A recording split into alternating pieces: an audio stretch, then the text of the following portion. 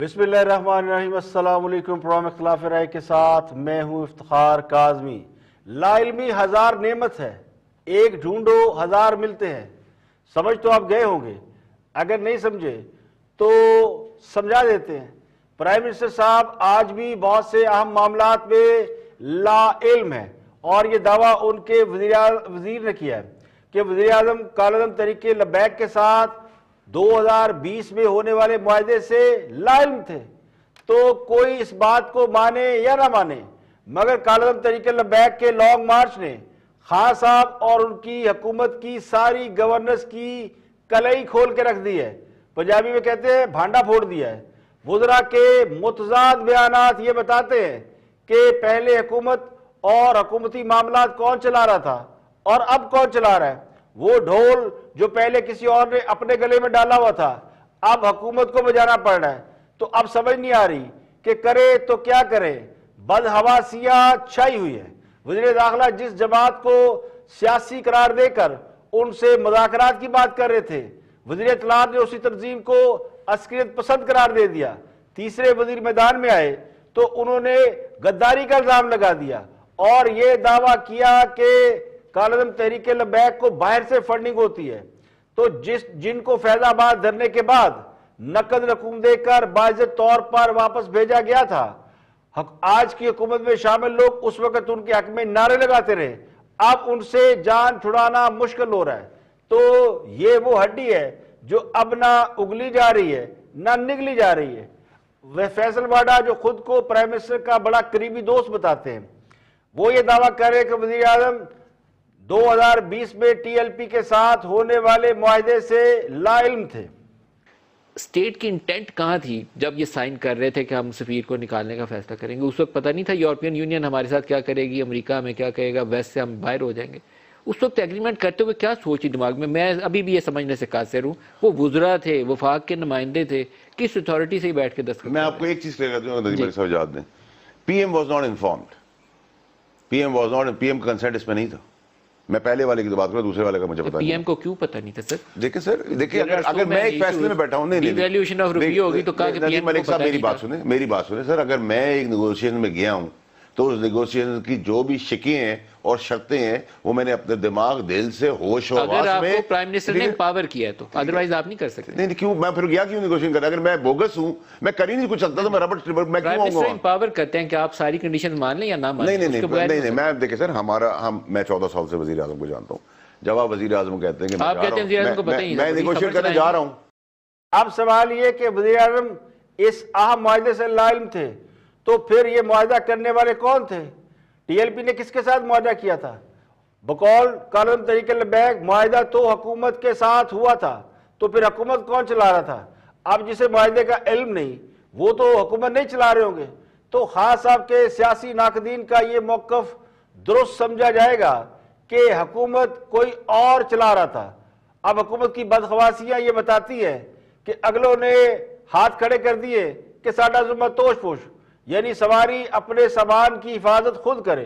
तो बिल्ली के गले में घंटी बांध दी गई है, अब वो टन टन करती फिर रही है, यानी रुपया गिर जाता है, डॉलर की कीमत बढ़ जाती है।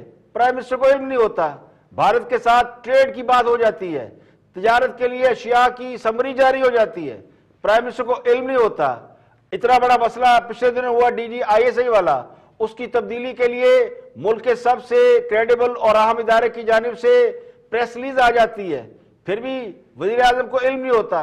तो कालअदम तहरीके लबैक के मामले में भी हुकूमत अगर लाइल्मी का एतराफ़ कर रही है तो कोई नई बात नहीं है, मगर पूछने वाले ये सवाल जरूर पूछते हैं कि फ्रांसीसी सफीर को निकालने का मुआहदा करने वालों पर तौहीन वज़ीर आज़म की दफा लगनी चाहिए या वज़ीर आज़म की लाइल्मी पर उन पर कोई दफा लगनी चाहिए? तो कहने वाले ये भी कहते हैं अभी तो पार्टी शुरू हुई है, अभी तो काम करना पड़ेगा। अब तो जिन्होंने सपोर्ट दी हुई थी उन्होंने सपोर्ट हटा ली है, अब हुकूमत खान साहब चलाएं, उनके वज़रा चलाएं। तो अब खान साहब को हुकूमती मामलात खुद संभालना है या संभालने पड़ रहे हैं, फैसले भी खुद करने पड़ रहे हैं। मेरी खुशफहमी हो सकता है, मेरी खुशफहमी हो, मगर मेरा गुमान ही है कि पिछले 3-4 साल से जो सपोर्ट मुयस्सर थी वो अब नहीं रही। अब सारा बोझ खुद ही उठाना पड़ेगा, जिसकी वजह से अब ان پر گھبراہٹ تاری ہے. تو اب یہ باری ان مخالفین کی ہے جن کو خان صاحب کہا کرتے تھے گھبرانا نہیں. اب وہ یہ کہتے پھر رہے خان صاحب ہن تسی نہیں گھبرانا. فواد چودھری, اسد عمر, شیر رشید, ان کے بیانات اور ان کا تسلسل دیکھے تو کسی کا بیان ایک دوسرے سے نہیں ملتا. سب کو وہ کہتے ہیں پنجابی میں پاجر پڑی ہوئی ہے, گھبراہٹ تاری ہے کہ کیا کہیں. تحریک لبیک عسکری پسند ہے, یعنی ملیٹنٹ گروپ ہے, انہیں انڈیا سے گرانٹ ملتی ہے, یا تحریک لبیک جو ہے وہ کچھ سیاسی جماعت ہے. تو ایک اور صاحب اسد عمر, انہوں نے دعویٰ کر دیا کہ ان کے پاس تو ثبوت بھی ہیں لیکن پرائم منسٹر کو کچھ پتہ نہیں. بقول واڈا صاحب پرائم منسٹر کو اس معاہدے کا علم نہیں. تو اب حالت یہ ہے کہ انہی سے مذاکرات بھی ہو رہے ہیں, یعنی جس تنظیم پر الزامات لگائے جا رہے تھے ان سے مذاکرات بھی کیے جا رہے ہیں. اب کل یہ کہ پرائم منسٹر کو اس کا بھی علم نہیں تھا, لیکن یہ مذاکرات کے بارے میں انکشاف خود ٹی ایل پی والوں کو آ کر کرنا پڑا ہے. تحریک لبیک کے سربراہ حافظ سعد رضوی, مفتی امیر الازہری, علامہ غلام عباس, یہ سب نے حکومت کے ساتھ کسی خفیہ مقام پر مذاکرات کیے ہیں.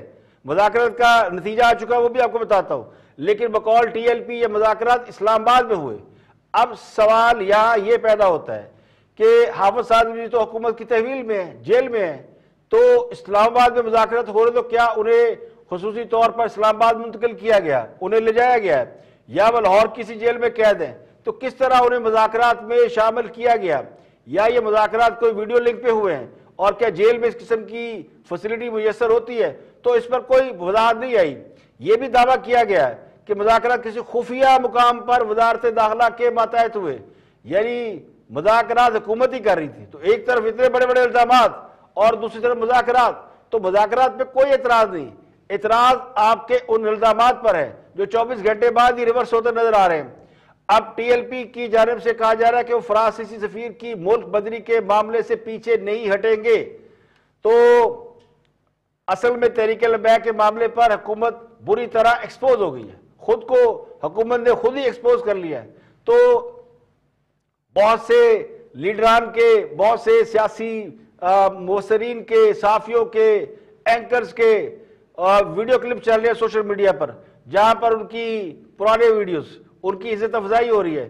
تو ان ویڈیو کلپس کی اگر ریٹنگ کی جائے تو اسد عمر تیسرے نمبر پر ہے, فواد چودھری دوسرے نمبر پر ہے, اور ہمارے پیارے محبوب وزیر اعظم ہمیشہ کی طرح پہلے نمبر پر ہے. ہم نے نواز شریف کی حکومت کو نہیں چلنے دینا. دل میرا کہہ رہا ہے کہ ان کو یہاں سے نکالو, کھینچو اس کو گردان سے پکڑ کے پرائم منسٹر ہاؤس. وقت آ گیا کہ ہم سول نافرمانی کی کیمپین شروع کریں.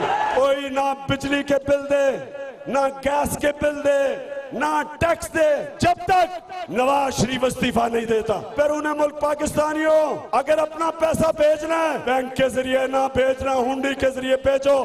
آپ کی کرپشن کی قیمت میں مہنگی بجلی سے کیوں دوں, اس لیے میں اپنا بل جلانے لگا ہوں.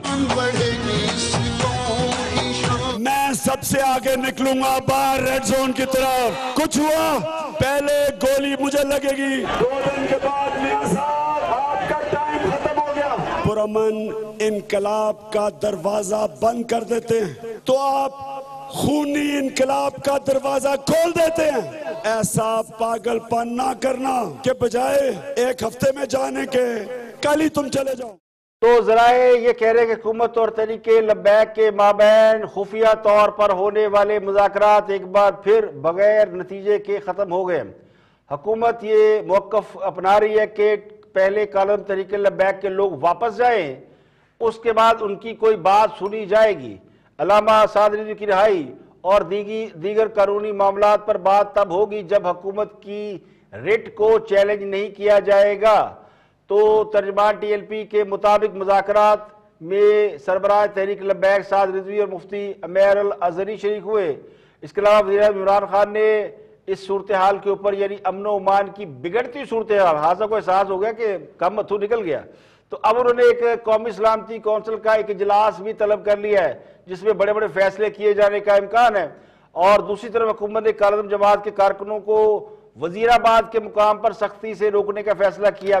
اب چونکہ کالعدم تحریک لبیک کے لوگ گجرانوالہ کراس کر گئے جب میں پروگرام کر رہا ہوں, تو اب وزیر آباد میں مورچے لگائے جا رہے ہیں, وہاں خندقیں کھودی جا رہی ہے, وہاں دیواریں, وہاں پولیس اور متعلقہ ادارے رینجر بھی آ گئی ہے, تو انہیں وہاں روکنے کی ہدایت کی گئی ہے. تو پولیس نے گجرانوالہ میں مظاہرین کو اندرون شہر گجرانوالہ جانے کی بجائے انہیں وہاں روکا نہیں ہے بلکہ انہیں نکلنے دیا ہے. تو اب مورچہ گجرانوالہ سے آگے لگے گا, اس کے بعد پھر وزیر آباد کے بعد پھر گجرات ہے, پھر جیلم ہے, کھاریا, یہ جو تو جگہ جگہ مورچے لگائے ہوئے ہیں.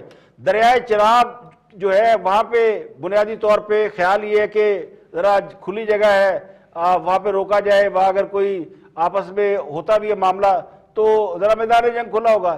اب جی ٹی روڈ پورا کئی روز سے بند ہے, متعلقہ ملک کا تعلیمی ادارے تو بند ہیں ہی, کاروبار بھی بند ہے, رینجر پولیس چناب اور وزیر آباد کے بارڈر پر سیکورٹی کے ساتھ موجود ہے, تو بھاری سیکورٹی لگی ہوئی ہے.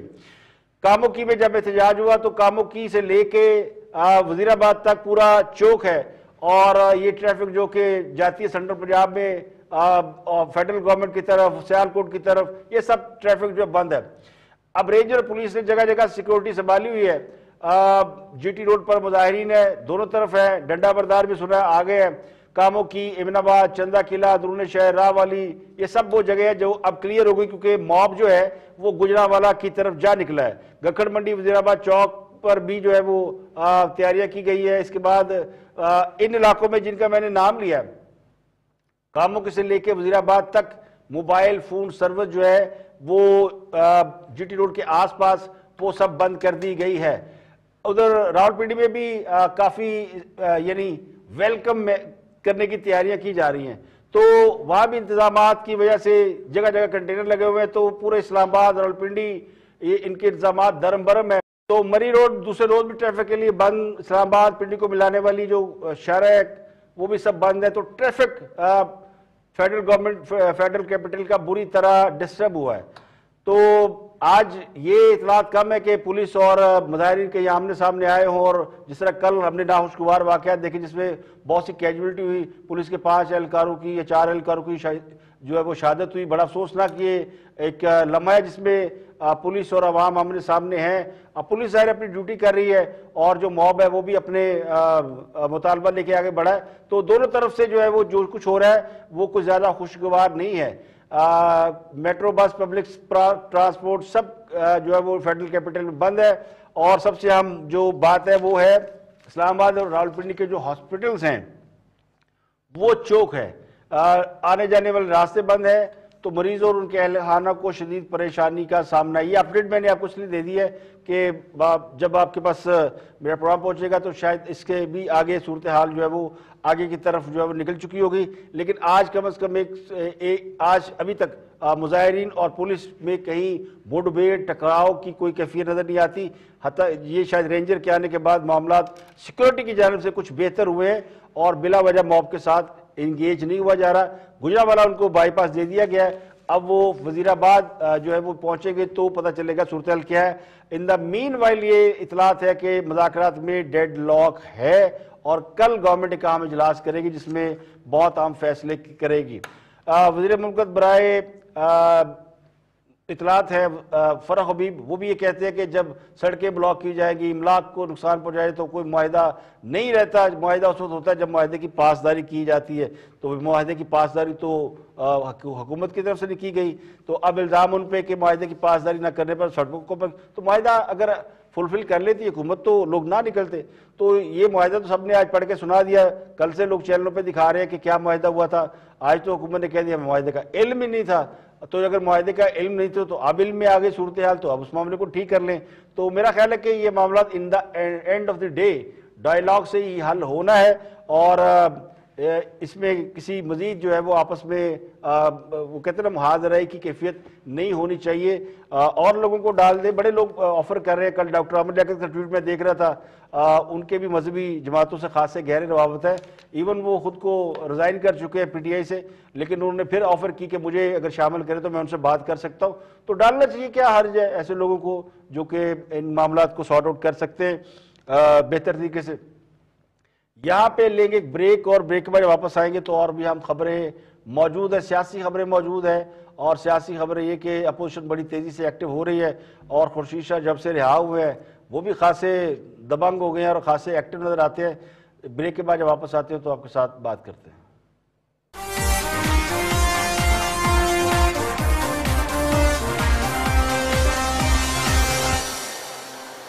Welcome back. آپ دیکھ رہے ہیں پروگرام اختلاف رائے. میں افتخار کاظمی بریک کے بعد حاضر خدمت ہے. اور مسلم لیگ نون کے قائد اور سابق وزیر نواز شریف سے بہت سے لوگ آج کل لندن میں ملاقاتیں کر رہے ہیں. اور جب سے کرونا ختم ہوا ہے اور فلائٹس کی اجازت ملی ہے تو ان کی اپنی پارٹی کے بہت سے لوگ لندن جا کر ان سے گائیڈنس بھی لے رہے ہیں. کچھ صحافی بھی ان سے ملے ہیں. بہت سے لوگوں کے ساتھ جو ہے ان کی آج کل ملاقاتیں ہو رہی ہیں. سیاسی حالات کے حوالے سے جو بھی لوگ ان سے ملاقات کر کے آ رہے ہیں واپسی پر خاموش سے ہیں. اس پہ میں کل بات کروں گا کہ یہ خاموشی کیوں ہے اور یہ وہ کیا باتیں ہوئی ہیں نواز شریف اور ان سے مل کر آنے والے افراد کے درمیان. کیونکہ ایک تاثر تو یہ ہے کہ ابھی جو کچھ چل رہا ہے اس کے اندر فی الحال نواز شریف کوئی ان پٹ نہیں دے رہے. لیکن کیوں اس میں کل بات کروں گا. لیکن خورشید شاہ متحدہ اپوزیشن کے لیے ایک بار ایکٹیو ہو چکے ہیں تو وہ بھی کسی کنسنٹ سے ہوئے ہیں. پیپل پارٹی کے رہنما خورشید شاہ جو چند روز قبل نیب کی حراست سے یعنی 2 سال نیب کی حراست میں رہنے کے بعد وہ جب سے باہر آئے ہیں تو خورشید شاہ چونکہ ایک ایسے سیاسی آدمی ہے جو پچھلے دور حکومت میں اپوزیشن لیڈر بھی تھے تو اب انہوں نے اپوزیشن جماعتوں سے رابطے شروع کر دیے ہیں. اور اس وقت پیپل پارٹی میں سب سے زیادہ ایکٹیو خورشید شاہ ہے. خورشید شاہ نے ANP, JUI, مسلم لیگ نون, BNP اور کئی جماعتوں سے انہوں نے رابطے کیے ہیں. اور ذرائع یہ کہتے ہیں کہ وہ ایک بار پھر اپوزیشن کو ایک پلیٹ فارم پر لانے کی یا جدوجہد کرنے کی اور PDM کے اندر جو پیپل پارٹی اور PDM کے لوگوں کے درمیان جو مس انڈرسٹینڈنگ ہے یا جو اختلافات ہیں ان کو دور کرنے کی کوشش کر رہے ہیں. انہیں یہ ٹاسک ملا ہے یا وہ اپنے تئیں کوشش کر رہے ہیں. لیکن ذرائع یہ کہتے ہیں کہ ان کو پارٹی کمانڈ کی جو ہے تائید حاصل ہے. تو اگلے چند روز میں خورشید شاہ اسلام آباد جائیں گے اور ہم لوگوں سے ملاقات کریں گے. ان کی کئی اہم رہنماؤں سے ملاقات کے شیڈول طے کیے جا رہے ہیں. تو خاصے ایکٹیو ہے خورشید شاہ اور اپوزیشن جو ہے وہ فورس ہی کر رہی ہے کہ اگلے چند دنوں میں جو سیاسی معاملات ہیں ان میں تیزی آئے گی. اور یہ جو حالیہ کرائسس گزرا ہے اس کے آفٹر افیکٹس کے بعد اپوزیشن جو ہے اس کو پوزیشن لینی پڑے گی. تو اسی کے ساتھ میں بلوچستان کی بھی آپ کو اپڈیٹ دے دوں کہ بلوچستان میں عبدالقدوس بزنجو وہ بلا مقابلہ جو ہے وہ وزیر اعلیٰ بلوچستان منتخب ہونے کا ان کا خاصا امکان ہے. جان جمالی وہ اسپیکر کے لیے مضبوط امیدوار ہے. تو دونوں کے مقابلے میں کسی نے کاغذات نامزدگی جمع نہیں کرائے. کوئی امیدوار سامنے نہیں آیا. عبدالقدوس بزنجو نے بھی یہ دعویٰ کیا کہ تمام پارٹیوں نے متفقہ طور پر انہیں وزیر اعلیٰ کے لیے الیکٹ کر لیا ہے. تو جام کمال نے پارٹی بچانے کے لیے استعفیٰ دیا ہے. تو پارٹی کے وہ لوگ جو جام کمال کے ساتھ تھے وہ بھی ان کے ساتھ ہیں. تو یہ قدوس بزنجو کا کمال ہے یا قدوس بزنجو کو لانے والوں کا کمال ہے. اب PTI نے بھی اپنا وزن قدوس بزنجو کے حق میں ڈالا ہے اور باپ کے ان لوگوں کے حق میں جو کہ جام کمال کے خلاف تھے. تو اب دیکھنا یہ کہ قدوس بزنجو PTI کے ساتھ جاتے ہیں یا پھر جاتے ہیں اپوزیشن کے ساتھ. وہاں پہ JUFA سے وہ لائنز کرنے کے خواہش مند تھے لیکن JUFA لگتا ہے کہ حکومت کے لائنز میں نہیں آئے گی. تو انہیں پھر انہی لوگوں کے ساتھ انہی لوگوں کو ساتھ لے کر چلنا پڑے گا. اور ویسے کسی نے ان کے خلاف امیدوار کھڑا نہیں کیا. تو عبدالقدوس بزنجو جو ہیں وہ ممکن ہے یعنی متوقع ہے کہ وہ الیکٹڈ تو ہیں ان اپوزڈ وزیر اعلیٰ بلوچستان ہوں گے اور جان محمد جمالی اسپیکر ہوں گے.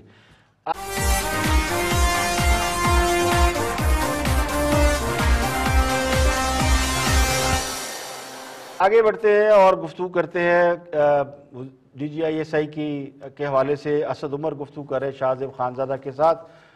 یہ جو معاملہ پچھلے دن بہت فلرس ہے تو اسد عمر ان لوگوں میں شامل تھے جو کہ مذاکراتی ٹیم کا حصہ تھے. تو ان سے کچھ سوال پوچھا ہے شاہ زیب خانزادہ نے. دیکھتے ہیں کیا فرماتے ہیں. وزیر اعظم نے جو ایک پوزیشن لی اور انہیں جو فیصلہ کیا تھا وہ پروسیس کے اوپر تھا. ان کو وہ اس دن پہلے دن بھی یہی کہہ رہے تھے کہ مجھے کوئی ایسی خبر نہیں, میرے پاس کوئی ایسی انفارمیشن نہیں جو یہ کہے کہ جنرل ندیم منجن جو ہیں وہ بہترین کینڈیڈیٹ نہیں ہے اس کے لیے. لیکن پھر بھی وہ چاہتے تھے کہ ایک باقاعدہ عمل سے گزرا جائے. انہوں نے ملاقات کی, اس کے بعد انہوں نے آرمی چیف کے ساتھ بیٹھے, مشاورت کی اور اس کے بعد جو ریکمنڈیشن آئی ہوئی تھی وہ ریکمنڈیشن ان کو ٹھیک لگی. تو ان کا کوئی انا کا یہ ضد کا مسئلہ تھا نہیں. صاحب کیونکہ کل کے پریس ریلیز میں آیا کہ انہوں نے انٹرویوز بھی کیے، تو کیا پہلے جو پریس ریلیز آ گیا ایس پی آر کا وہ وزیر اعظم کو بتائے بغیر آ گیا، وزیر اعظم سے ملوائے بغیر آ گیا، کیا ہو گیا تھا کہ جس کی وجہ سے انہوں نے باقیوں کے بھی انٹرویوز کیے اور اس کے بعد ندیم انجم صاحب کو فائنل کیا؟ دیکھیں وہی میں کہہ رہا ہوں نا کہ ایک پروسیس کی بات تھی، ایک ٹریڈیشن ہے، وہ ٹریڈیشن کے اندر اسی طریقے سے اپوائنٹمنٹس ہوتی ہیں، اور وزیر اعظم کی جو رائے تھی وہ یہ تھی کہ اگر اس پروسیس کو ہم نے فالو کیا تو اس سے بہتر فیصلے ہوں گے، اور وجہ اس کی شاید یہی ہے کہ جو قیاس آرائی ہو رہی تھی اس سے بالکل برعکس صورتحال ہے، کیونکہ ایک ٹرسٹ کی ریلیشن شپ ہے، سویلین گورنمنٹ جو ہے وہ پورے طور پر اس بات کو ریکگنائز کرتی ہے، اس بات کے اوپر اعتماد رکھتی ہے کہ فوج سے جو بھی ان کے اپنے آئینی رول کے اندر جو بھی مدد مانگی گئی ہے بھرپور طریقے سے وہ مدد ہمیں ملی ہے، اس ادارے پر بھی اعتماد ہے، اس ادارے کی لیڈرشپ پر بھی اعتماد ہے، اسی لیے شاید وزیر اعظم نے یہ سمجھا کہ اگر اس میں 2-4 دن لگ جائیں اور کوئی تھوڑی اختلاف رائے بھی نظر آئے تو اس میں کوئی اتنا حرج نہیں۔ مسئلہ اختلاف رائے نہیں ہے، اختلاف رائے ہوتا تو فیصلہ مختلف ہوتا۔ لگتا یوں کہ خان صاحب نے جان بوجھ کر اس مسئلے پر اختلاف رائے کا تاثر دیا، جس نے پورے ملک کو کئی روز تک بحران میں مبتلا اور فوج جیسے ادارے کو گلی محلوں میں نہ صرف ڈسکس کرایا بلکہ اس پر کیا سرائیاں کرائیں، سول ملٹری تعلقات میں خرابی کی ایک فضا پیدا کی گئی۔ اب اسد عمر یہ فرما رہے ہیں کہ وزیر اعظم نے سب کچھ جانتے بوجھتے ہوئے اور سمجھتے ہوئے کیا، یعنی ہماری جان پر بنائی اور آپ کی ادا ٹھہری۔ اختلاف رائے کا تاثر دینے کا مقصد کیا تھا اور اس سے کیا مقاصد حاصل کیے گئے کہ کسی تیسرے فریق کو درمیان میں آنا پڑا اور کسی تیسرے کو سمجھانا بجھانا پڑا۔ اب جو معاملہ 2 لوگ بیٹھ کر آپس میں حل نہیں کر سکے اور خان صاحب کے وفود جا کر حل نہیں کرا سکے اور بہت سے وفود راستے میں سے واپس کرا دیے گئے کہ زیادہ بات نہیں ہوگی، وہ محض اختلاف رائے نہیں ہو سکتا۔ تو خان صاحب نے خود کو طاقت کے انجیکشن لگانے کی کوشش کی تھی تاکہ وہ خود مختار نظر آ سکے، دنیا کو بتا سکے کہ وہ انڈیپینڈنٹ ہیں، طاقتور ہے، اور پھر سعودی عرب کو بھی اسی لیے دعوت دینا پڑی کہ ان سے معاملات حل کرنے کی شاید ریکویسٹ کی گئی تھی۔ اب خان صاحب نے جو کچھ کیا وہ تو ہو چکا، تیر کمان سے نکل چکا، اب وہ رزلٹ بھی اس کا سمجھ میں آ گیا کہ کیا ہونا تھا، جہاں سے جو فیصلہ ہونا تھا اسی پہ عمل ہوا۔ لیکن اس اقدام کے اثرات کتنے مثبت ہیں یا کتنے منفی، اس کا فیصلہ آنے والا وقت کرے گا۔ یہاں پہ لیں گے ایک بریک، اور بریک کے بعد واپس آئیں گے اور بھی ہم موضوعات آپ کے ساتھ شیئر کریں گے اور ہمارے دوستوں کی کچھ خبر آپ کو دیں گے ایک بریک کے بعد۔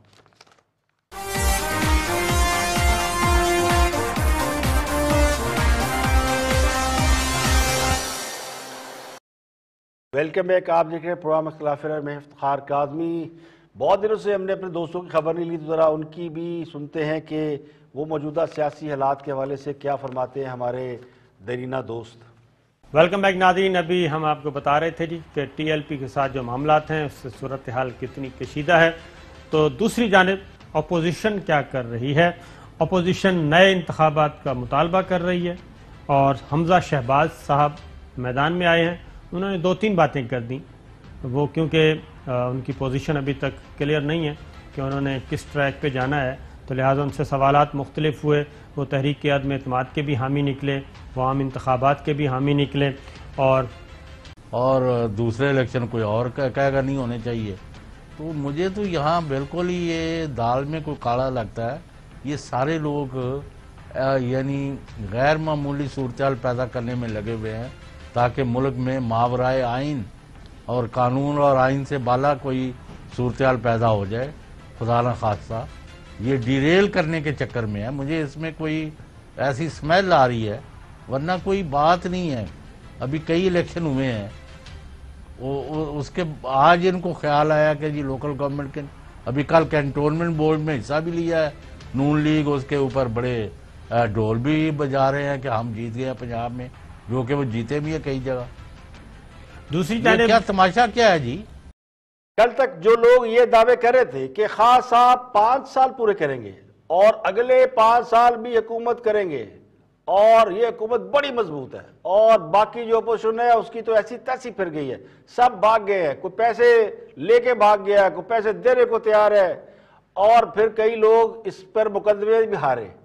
تو اب انہیں یہ لگتا ہے کہ حکومت کو ڈی ریل کرنے کی کوشش کی جا رہی ہے، یعنی حکومت گئی، حکومت کے جو حالات ہیں وہ مارشل لا کی طرف جا رہے ہیں، حکومت کے نہیں، جو سیاسی حالات ہیں کہ مارشل لا کی طرف جا رہے ہیں، کیونکہ اپوزیشن ایکٹیو ہے، اپوزیشن نئے الیکشن کا مطالبہ کر رہی ہے، تو اب انہیں یہ فکر لاحق ہو گئی ہے کہ کتے ساڈا بھی نمبر نہ لگ جائے۔ تو مجھے یہ لگتا ہے کہ اتنی فکر حکومت کو نہیں، خان صاحب کو اتنی پریشانی نہیں ہے بظاہر، وہ تو بڑے کانفیڈنٹ ہیں اور بڑے بڑے فیصلے کر رہے ہیں، ابھی انہوں نے ایک بڑا فیصلہ کیا، تو اتنی فکر حکومت کو نظر نہیں آتی جتنی ان کو سپورٹ کرنے والوں کو ہے۔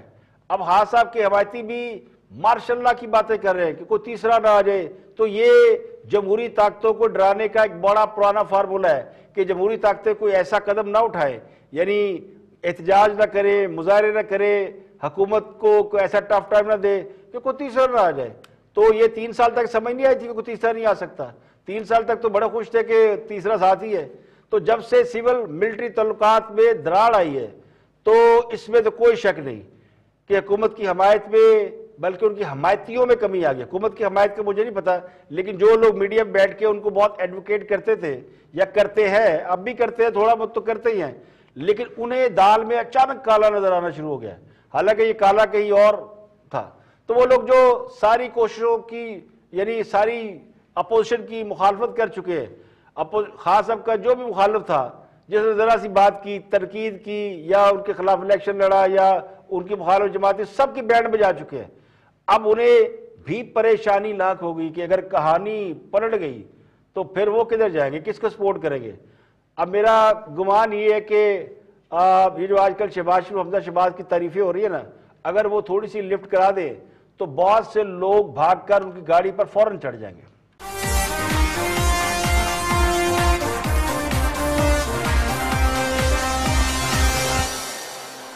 اور اب تو حکومت نے بھی کہہ دیا ہے کہ ملک میں مہنگائی کا طوفان آنے والا ہے۔ وزارت خزانہ نے ملک میں مزید مہنگائی سے لوگوں کو خبردار کیا۔ ویسے لوگوں کو پتہ ہی ہے کہ جو کچھ ہو رہا ہے اس میں سستا کچھ نہیں ہونے والا۔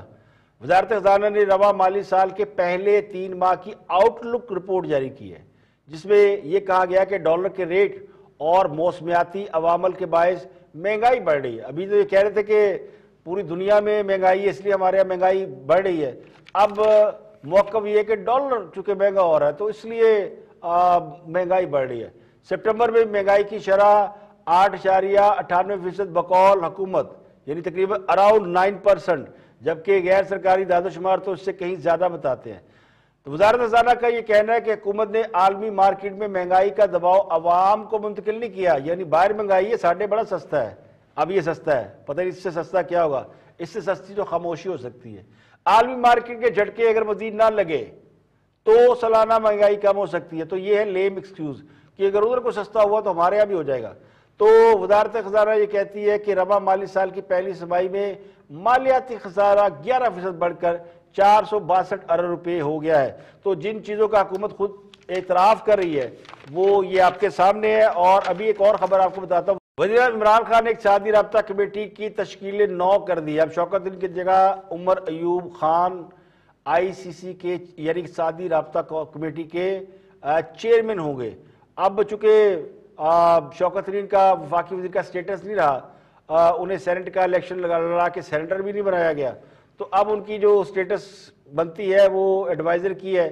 تو فی الحال جو اقتصادی رابطہ کمیٹی ہوتی ہے اس میں اگر کوئی منسٹر ہوگا تو وہ اس کو ہیڈ کرے گا، تو اس کی تشکیل 9 کر دی گئی ہے، ذرا بدل دیا گیا ہے۔ کوئی 4 دن شوکت صاحب چھٹی کریں، ویسے تو شوکت عزیز ہی ہوں گے، لیکن جو فیس آگے ہوگا وہ عمر ایوب ہوں گے، وہ ECC کے چیئرمین کی کو دیکھیں گے، بیٹھیں گے۔ یہ 12 لوگوں پہ مشتمل ہوتی ہے، جس میں مواصلات، توانائی کے وزراء، وزیر صنعت، پیداوار، داخلہ، قانون و انصاف، میری ٹائم افیئرز، وزارت غذائی تحفظ، منصوبہ بندی، نجکاری، ریلوے اور آبی وسائل کے وزراء شامل ہوتے ہیں۔ تو یہ سب مل کے جو آپ کی اور ہماری قسمت کے فیصلے کرتے ہیں اقتصادی رابطہ کمیٹی کے لوگ، ان میں یہ ہیرے ہیں 12، اور ان 12 ہیروں کے جو وہ کہتے ہیں سپر ڈائمنڈ، وہ ہیں عمر ایوب خان۔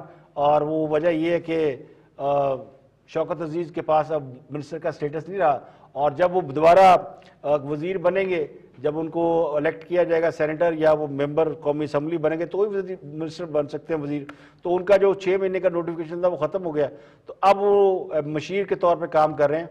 تو لیکن ایک اچھی بات جو ہوئی ہے وہ ہو رہی ہے، وہ مہربانی ہے سعودی عرب کی، اس لڑائی میں وہ کہتے ہیں کبے نو لت پی تو کب نکل گیا، تو اس لڑائی میں جو بھی بڑا بحران تھا، اس میں ہمیں کوئی 4-4.5 ارب روپے کا جو پیکج سعودی عرب سے ملا ہے، اس نے کم از کم ڈالر کو تھوڑا سا پش بیک کیا ہے اور ڈالر تھوڑا سا نیچے آنا شروع ہوا ہے۔ 2 روز میں ڈالر 3 روپے 1-2 پیسے سستا ہوا ہے، اور دوسرے روز آج بھی 52 پیسے سستا ہوا، کل تو ڈراسٹکلی چینج ہوا تھا۔ تو اب رجحان جاری ہے، انٹر بینک میں ڈالر 172 روپے 26 پیسے کا ہو گیا ہے، اور اب جو چوتھے روز ہے یہ کاروباری ہفتے کا، تو مزید یہ گر رہا ہے۔ اب گزشتہ روز روپے کی قدر میں تھوڑا سا اپلفٹ ہوا تھا، کل 2 روپے 49 پیسے جو ہے وہ ڈالر گرا تھا، اور 172 روپے 78 پیسے پہ گیا تھا، تو یہ تقریباً 3 روپے کمی آئی ہے، یعنی ڈالر کی میں اراؤنڈ 2% کمی آئی، تو یہ ایک اچھی بات ہے۔ اس میں ڈالر کی قیمت گر رہی ہے کیونکہ ڈالر آگے بینک میں موجود ہے، تو اب ڈالر جنہوں نے جمع کیے ہوئے تھے انہوں نے بیچنے بھی تھے نا، اب وہ جو جنہوں نے کما چکے وہ کما چکے، جو انہوں نے بیچنے تھے وہ بیچ چکے، اب وہ جنہوں نے خریدے تھے نا کہ ڈالر 200 روپے سے جائے گا، اب ان کی باری آئی ہے، ان کو نہیں پتا تھا کہ یہ کس طرح کی گیم ہے، یہ کیا ہوتا ہے، یہ کیا دھندا ہے پر گندا ہے، لوگوں کو سمجھ میں نہیں آئی کہ اچانک یہ تو کوئی دائیں بائیں کچھ بھی نہیں تھا، اب ایک دم ہی ڈالر اوپر گیا اور سب نے کہا 200 روپے پہ جا رہا ہے، تو جنہوں نے سوچا کہ چلو 200 پہ نہ جائے 175 180 پہ جائے گا تو 5 روپے ڈالر پہ کمائیں گے نا، اب ان کو نقصان ہونا شروع ہو گیا، اور ڈالر جو ہے وہ اگلے 2-4 روز میں یہ اور نیچے آئے گا، یہ اراؤنڈ 168-7 کے آس پاس اس نے آنا ہے، جو کہ ماہرین کہہ رہے ہیں، I'm not sure، لیکن کہہ رہے ہیں کہ اس کے قریب آئے گا۔ تو یہ ڈالر کی صورتحال، یہ ایک اچھی خبر ہے، یہ بری خبر ہے، اس کا فائدہ عوام کو تو نہیں پہنچتا، کیونکہ ڈالر جب بڑھتا ہے تو ہر جگہ مہنگائی ہوتی ہے، ہر جگہ ریٹ بڑھ جاتے ہیں۔